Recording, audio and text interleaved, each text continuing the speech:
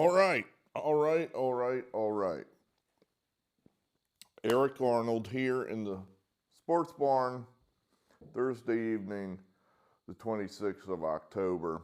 We're here to talk Michigan cheating scandal, major story that's been unraveling over the past, I guess you could say 9-10 months, but it's really exploded here in the last 10 days. So let me get to that in a moment for you all that want to know, what are the picks? I could care less about this sort of stuff. I just want to bet. There's a bunch of picks. Take your screenshot. I'm going to put these up at betstamp.app under my name, Eric Arnold. There'll be more than these, but these are ones I feel pretty good about as far as money changing hands. So, in other words, these are probably my best plays. There you have that. Now, let's try to sum up this cheating scandal and maybe let me give you what I think is going on. So far, what we know, this probably started back in January, I would say. A Michigan assistant was fired in January by the University of Michigan. Assistant coach, he was the co-offensive coordinator? I believe his name was Matt Weiss. So you're coming off, a 13-2 season, 13-1 season, whatever they were. They were 13-1, right? Their only loss was to TCU. So, Big Ten champions, what have you. So the guy gets canned, certainly for nothing that was going on the field as far as success goes. Allegedly, it was just for some kind of computer issue, for improperly accessing computers, some weird, vague deal that Michigan never really did explain and the media never really asked. So it was just sort of like, this important guy on our team, we just kind of, sent him on his way for improperly using computers. Now, what does that mean? No one really knows. I mean, was he handling child porn? That would be an example of improperly using a computer. Hacking into somebody else's database or something? Another example. No one knows. So you have that fact. That's it there. Let's let that sit there. Within the last 10 days, it's exploded that the NCAA and the Big Ten are investigating Michigan for stealing signs. How and why would you steal signs in college football? What does it mean? They don't have transmitters in the helmets in college football like they do in the pros. So it's still possible that you could steal signs. A lot of college teams run their offenses from the sidelines. That most of these teams now run some kind of tempo, certainly in offense, and then on defense, of course. They don't trust these kids to make their own decisions, so these billion-dollar programs have guys on the sidelines making the calls and relaying them to the players on the field. Now, how do you relay them? With complicated signaling and signs and placards that they hold up that have weird pictures on it, like a picture of Paul Newman or a baseball bat or what have you. Or you would simply make, you have three guys standing there doing semaphore, and one guy's the real sign guy and the other two are decoys. We've all seen this. And I guess it's possible to determine what they're saying to their own team. It's possible to break the code and read their mail and determine what the other team's trying to do before they do it. Now, what's legal in trying to break the code? You're allowed to use any information you can get in the game you're playing in. In other words, we're playing Michigan today. I'm an alumni of Ohio State. I'm not making that up. That's true. My bias out there for all to see. I hate Michigan. I'm contractually obligated to hate Michigan because I went to Ohio State. So we're playing Michigan. Anything I can figure out by looking over at the Michigan sideline during the game, that's all legal. It's all fair game. I can use that next year when I play Michigan. If they have the same signs and I saw them doing something that they did in our game last year, and they're still doing the same thing, I can use that. That's legal. What you can't do, you're not allowed to send people to other stadiums to video, photograph the team you're going to play signals. Now, why can you not do that? Well, that's just where the NCAA drew the line. In other words, they want the game decided on the field, and you got to draw a line somewhere, or otherwise you're going to have just basically half the game will boil down to athleticism, and the other half of the game is going to boil down to skullduggery and who can bribe or fake or outwit or outcheat the other team. So you got to have some rules. They drew the rule there because small schools can't send unlimited personnel all throughout the country scouting in advance their opponents. So it's a hard and fast prohibition. It's written specifically in the rules. You're not allowed to videotape in advance other teams' signals at other games. You're not allowed to send your people to other games. That's illegal. And it is that which Michigan is accused of doing. That is what they're being alleged to have done. There's a man named Connor Stalions, he's still currently employed by Michigan. When this story blew up, Michigan suspended him with pay. So he's still on the payroll of Michigan. He's the guy running the Michigan spy program. 27, 28-year-old low-level staffer, former Marine, if you will. That's actually his background, if you want to say. What he's got on his LinkedIn page and all that sort of thing. That in the military, that's apparently what he was trained to do, is break the other side's codes, try to figure out their signals. So he trained specially for this purpose. So Stalions has been running a spy ring for Harbaugh. Now, Harbaugh's involvement is still nebulous on this. I think any fool with two brain cells that can rub together knows that he's involved. He has to be. It doesn't make any sense otherwise. Of course he's involved.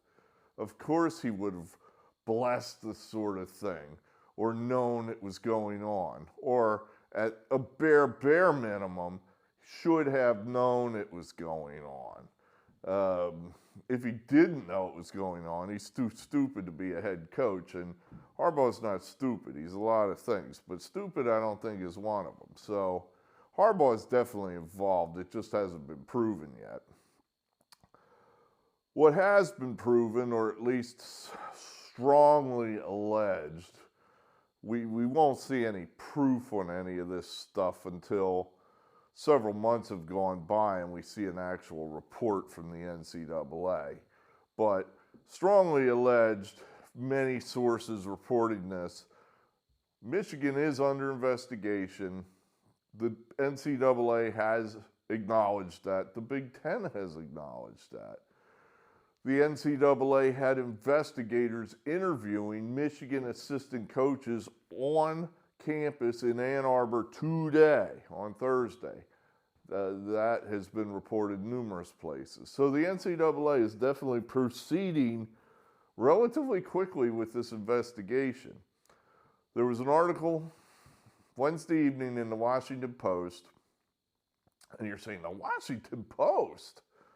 What are they involved in this for? How are they what do they care about sports? Well, that's where the article was. Now, Washington Post, they A, give a shit about sports, and does no investigative journalism. All they do is get reports from their sources at the CIA or the FBI or the government or what have you, and they just write what they're told.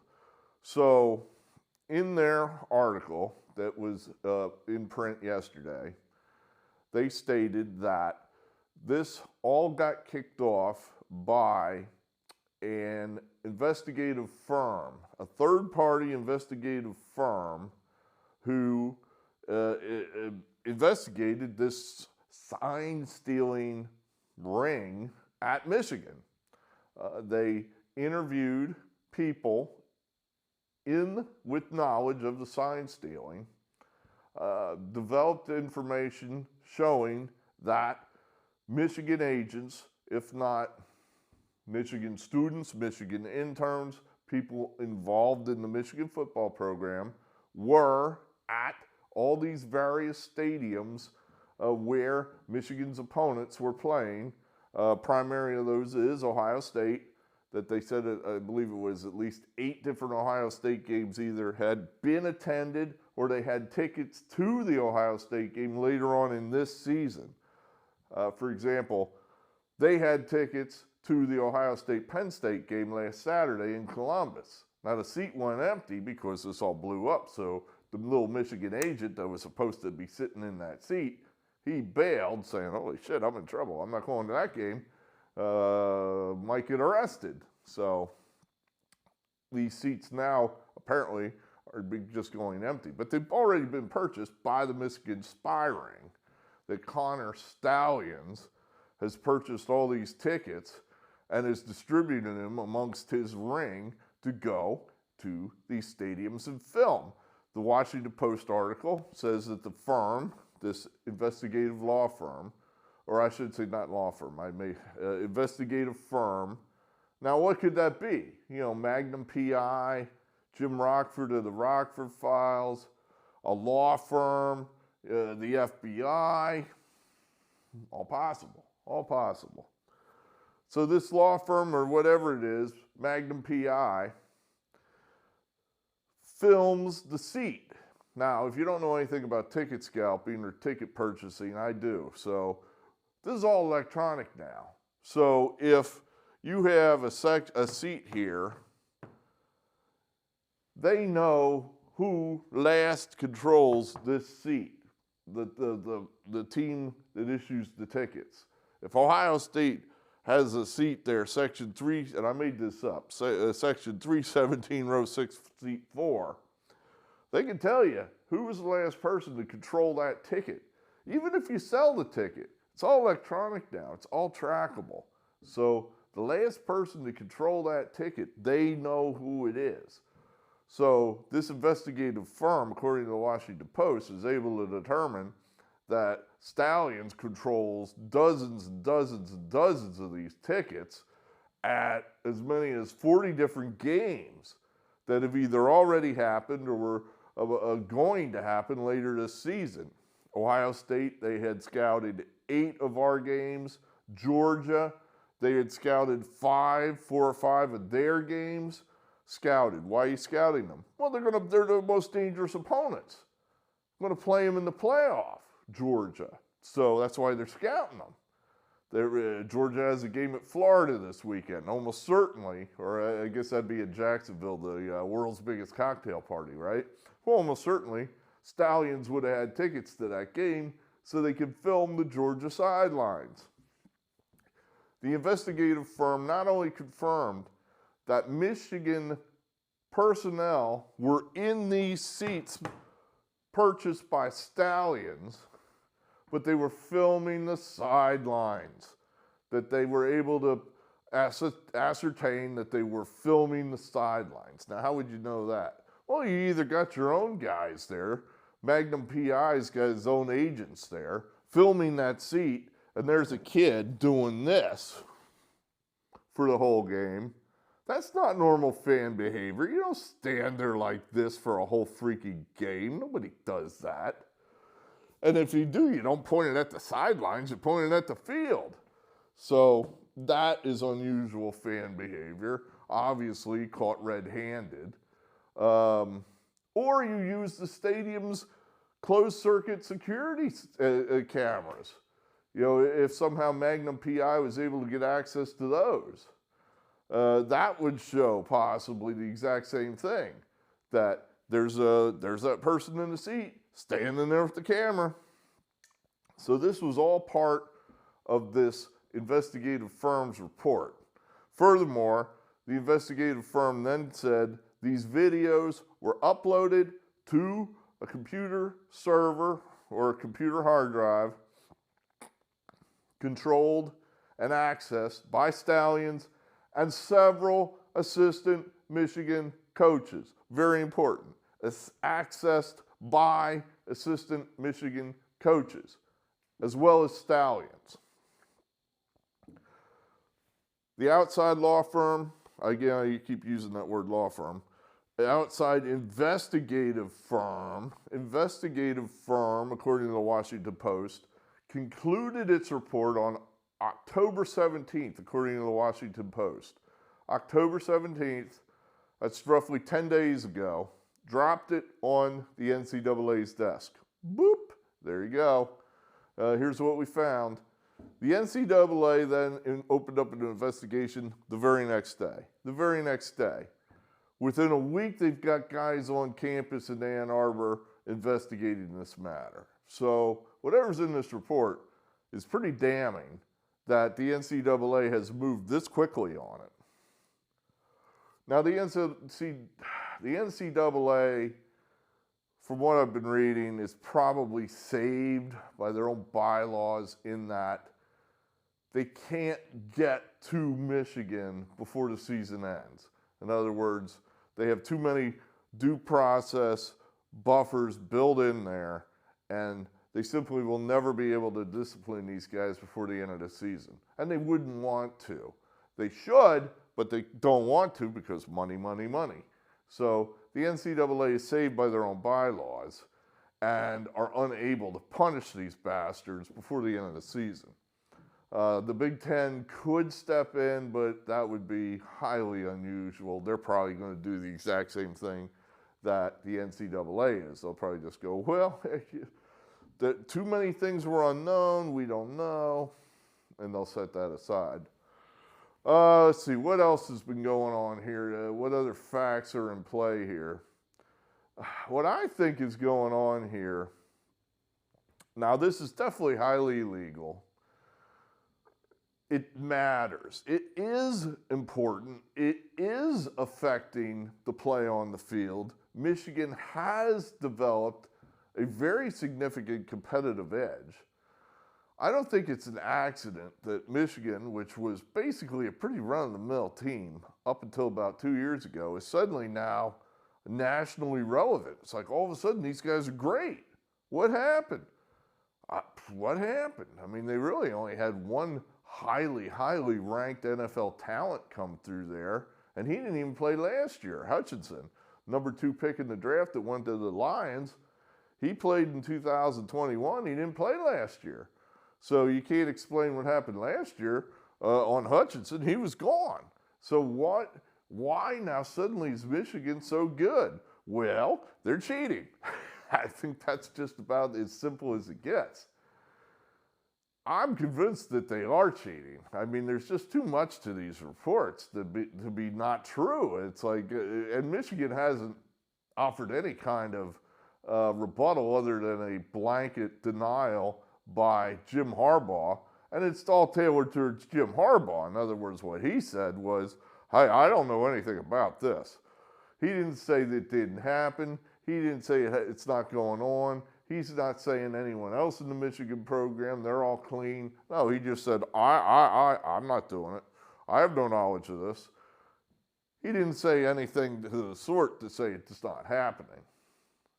So the silence from the Michigan program is deafening as far as, well, is this true? You know, and all you get is radio silence other than Jim Harbaugh saying, well, I don't know anything about it.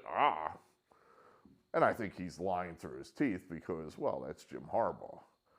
So what I think is happening here is where what is this outside investigative firm that is doing that kicked this all off? In other words, somebody paid for an outside entity to investigate this spy ring.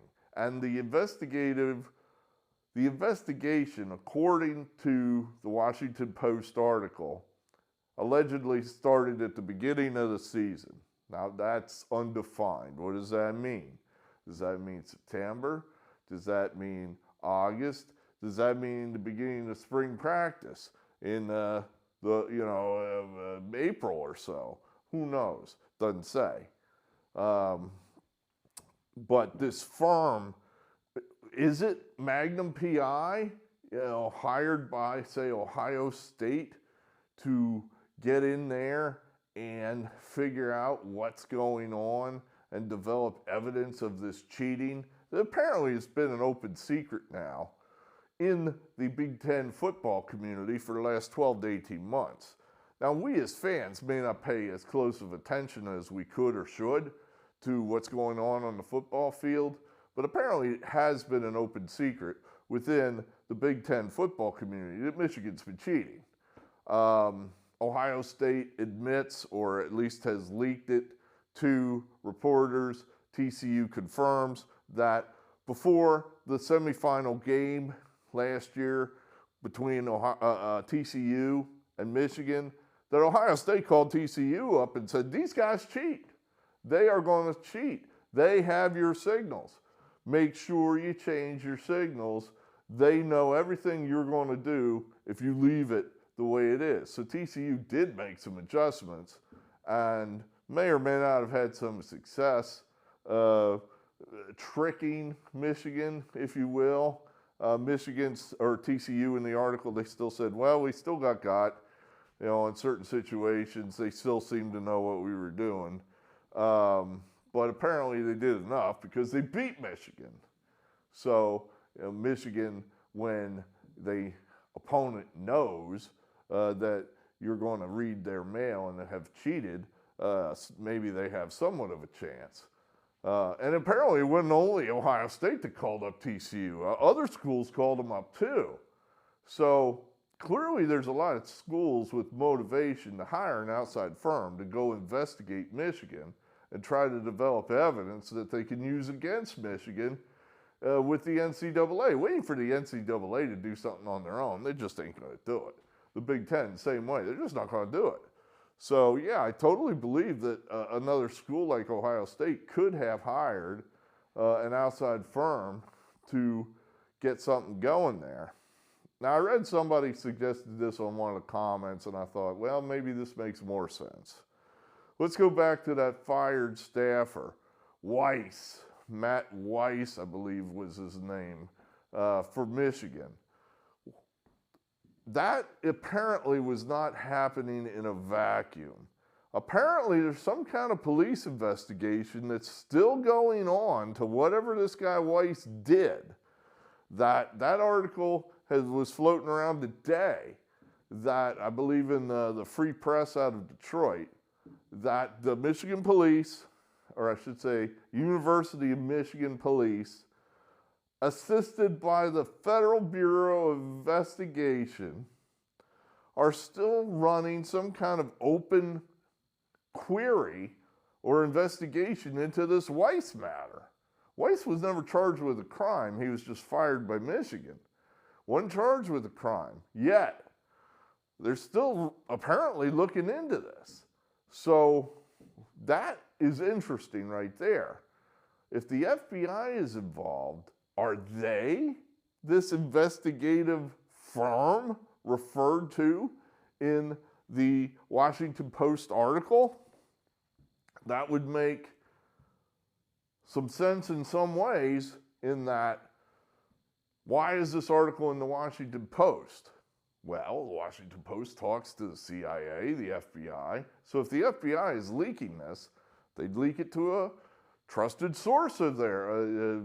Go right to where they always go, the Washington Post. So that it's certainly possible that, how would this all kick off?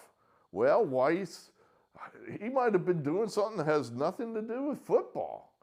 Maybe he's committing some kind of computer crime as far as fraud or ransomware, child porn, who knows? And the FBI goes in there, they start poking around, they see evidence of this, whatever crimes Weiss is involved in. They also see this illegal scouting that's going on, which is a big deal. Don't kid yourselves otherwise, Michigan people. This is a big deal. This is a big deal. Don't lie to yourselves. God, have some self-respect for Christ's sakes. Do you really think your team suddenly got that good in the last 2 years that corresponds exactly with the arrival of Connor Stalions? Come on now. Give me a break. No way. So I think that this is definitely a competitive advantage has been enjoyed by Michigan. And the FBI, if they saw that kind of information, they wouldn't just look the other way. They would do something with it. And maybe this is their way of doing something with it, is to leak it out to the press or the NCAA and say, here's our report, do with it what you will. Now, perhaps more likely of what happened is that knowing that the FBI is involved, the University of Michigan itself is the ones that hired an outside firm, a law firm, as I kept saying. They're the ones that have hired an outside law firm to get to the bottom of what's going on here, to get ahead of this. If I was the head of the University of Michigan and I heard allegations, credible allegations, or enough that I could believe that, yeah, that sounds like that's what's been happening over there at the football building, there's no way in hell that I would say, well, let's just pretend that's not happening and hopefully it'll all just go away because the football coach is on top of it and he'll be the fall guy, so I don't have to worry about it. The hell with that. You know, ask Graham Spanier about that. Who's Graham Spanier? Graham Spanier is a guy that went to jail, former president of Penn State. He got wrapped up in that Sandusky mess because of largely exactly that. You know, some of this information went across Spanier's desk that Sandusky might be a pedophile, and he just said, well, I don't know about that. I don't know, what's for dinner? What's on the lunch menu today? Not worried about that. Well, it all blew up on him. And it rolled back to him, and they said, you should have done something. You knew. You should have done something. And he's like, but I humma. And boy, when something like that gets momentum and rolls down the tracks on you, it doesn't matter what you can do. So he went to jail. So absolutely, if the president of the university is finding out that there's some kind of major cheating scandal going on there in the football program, they're going to try to get away from it. They're not going to say, hey, let's cover this up. Not a responsible person would do that. So it's possible there's responsible people at the head of the University of Michigan and said, all right, what do we do here? Well, let's bring in an outside firm to do an investigation. That way we cannot be accused of skewing the investigation or lying or cheating or whatever. We're clean in the matter, and then whatever they find, they find. And if that means Harbaugh gets the axe, well, too bad for him. He's the one that instigated this whole damn thing. So I think it's a good chance that this firm, this investigative firm, was hired by Michigan. It makes sense. It makes sense. In other words, how do they know? How is this outside firm supposed to have known that these people sitting in the seats purchased by Stalions were affiliated with the Michigan program?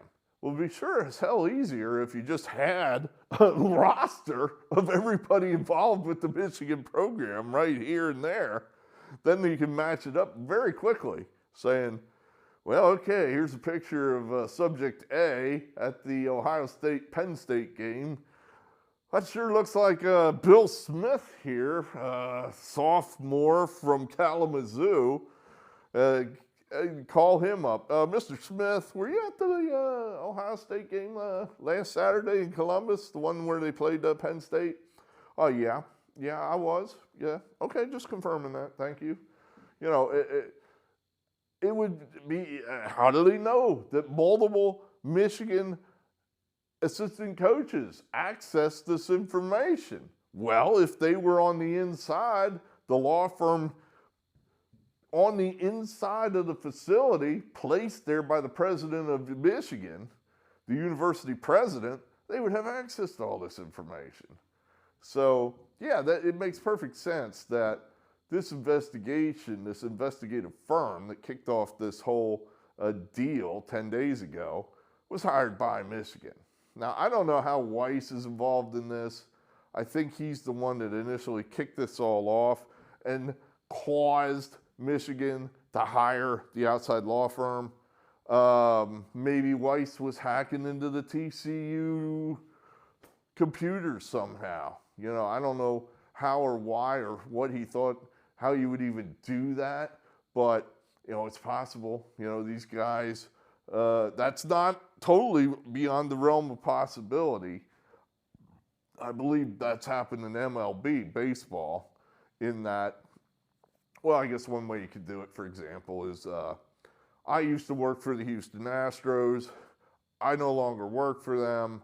I work for the Cardinals now, but I could still get back into the Houston Astros system.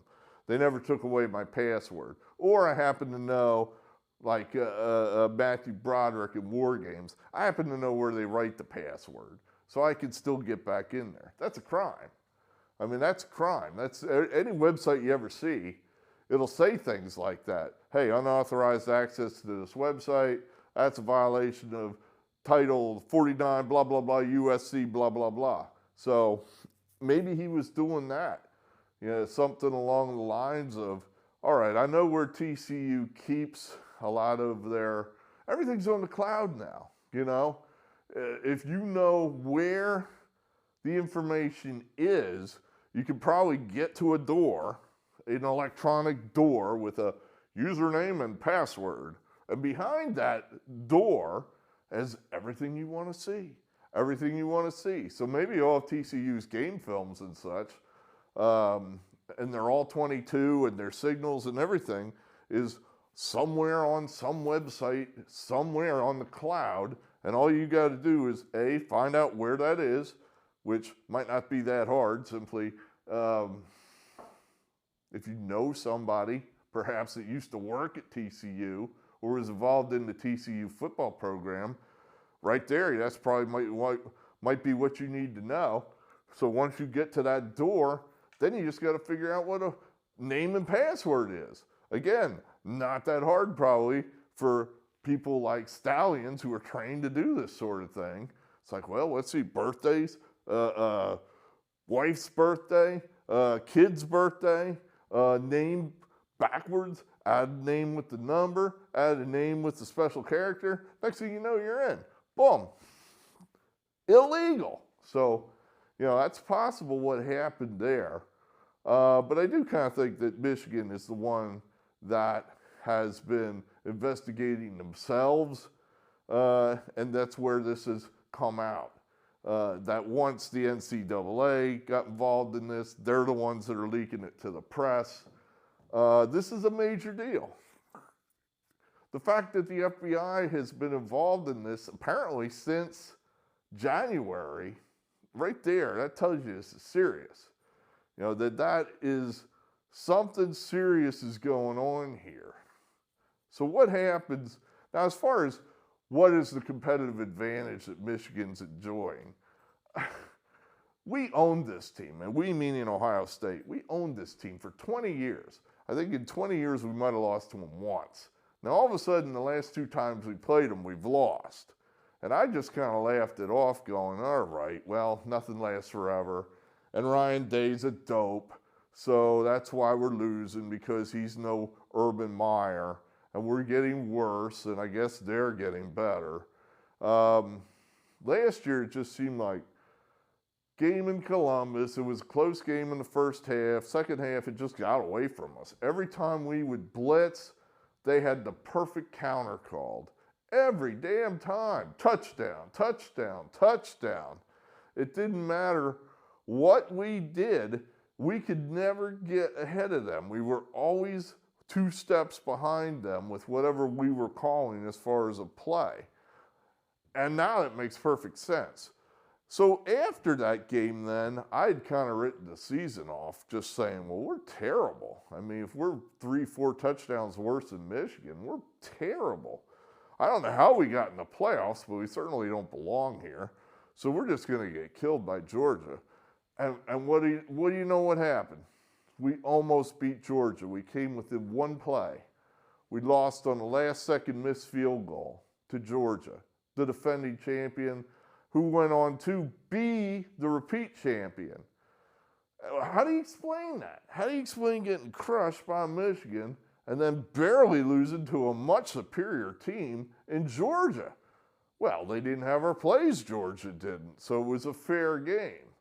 That is a largely plausible explanation now. And then, of course, you got TCU, who beating Michigan, the great Michigan who smashed through the Big Ten schedule, before losing to TCU. How do you explain that? Well, TCU was warned multiple times, hey, you guys need to change your signs. You need to change your signs. You guys need to be prepared. And I guess they were, or at least better prepared than we were. Now, why weren't we more prepared? Because apparently we knew that they had our signs prior to the Ohio State game in 22. You just can't change your signs that quickly.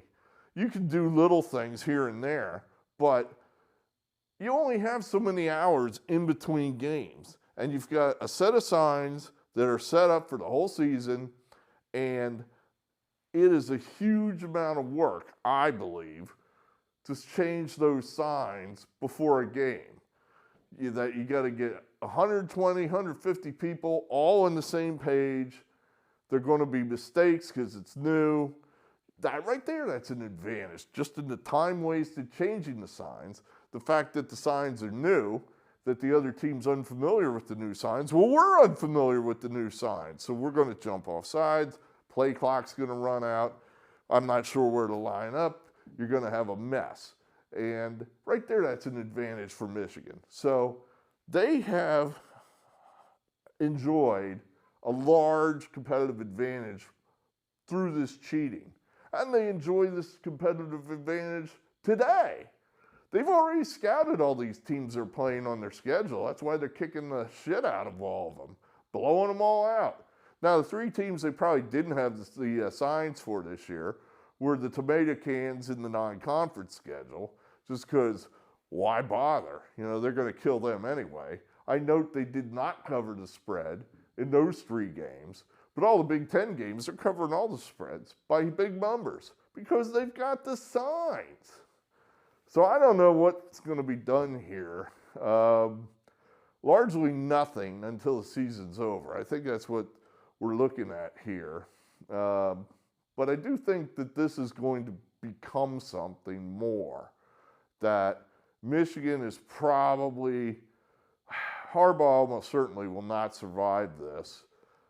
This is going to be proven, I'm almost certain of that it's just too simple. It's already basically been proven. If what's in the Washington Post article is true, well, then you've got them dead to rights right there. That is highly illegal. It's very specific. The head coach is presumed to have knowledge according to the NCAA bylaws. If something's going on like that, you can't just go, well, I didn't know, Bill Belichick. I didn't know that the footballs were deflated. Well, it doesn't matter in the NCAA. That's the way the rules are written there. So Harbaugh will take the fall. The university will probably be able to mitigate the damage somewhat by saying, look, we did this to ourselves. This is our report. You know, we're the ones that developed this information. Otherwise, this may never come to light. So you got to go easy on us. And I'm sure the NCAA will. You know, Harbaugh will probably be the fall guy. And he always wanted to go back to the NFL anyway. So it'll be a win-win-win, except for people not named Michigan. You know, somebody's got to step up and beat these cheating motherfuckers, whether it be Penn State, Ohio State, Georgia, Alabama, I don't care. Somebody's got to beat these cheating motherfuckers. This must not be allowed to stand. So, first time I guess in a long time, if ever, that I'm going to root for SEC teams. But this is, you can't allow this sort of stuff. I mean, you can't allow this sort of stuff. The Patriots cheated, won championships. The Astros cheated, won a World Series. Nothing happened to either one of them. Why wouldn't Harbaugh cheat? The takeaway in the last 20 years is crime pays. I take steroids. I make billions of dollars. Nothing happens to you. I saw A-Rod on TV the other week, just this past few days. Nothing's happened to him. Cheating pays. Cheating pays. This is what we've learned in this society. And Michigan is just capitalizing on that. Oh, I guess they're wise men there in Michigan. The Michigan men, yes. So it's a disgusting scandal, just disgusting.